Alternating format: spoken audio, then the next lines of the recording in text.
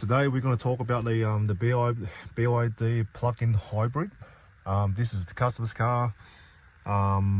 It's one of the return customer. Hit about 1,000 kilometers. Sorry about this, is in Chinese. We don't want to change the customer's manual.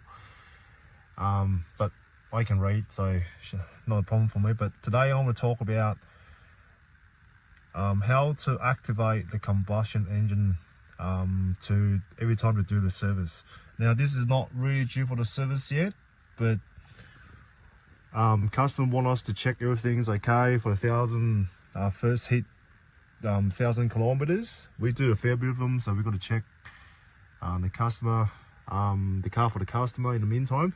So in order to do so, you have to put the car into HEV mode and put the car into sport mode, and then press the brake and accelerator, hold them down in the meantime, and then you have to hit the AC button. Keep hitting the AC button till the combustion engine start. So to demonstrate it, now it's in the HEV mode.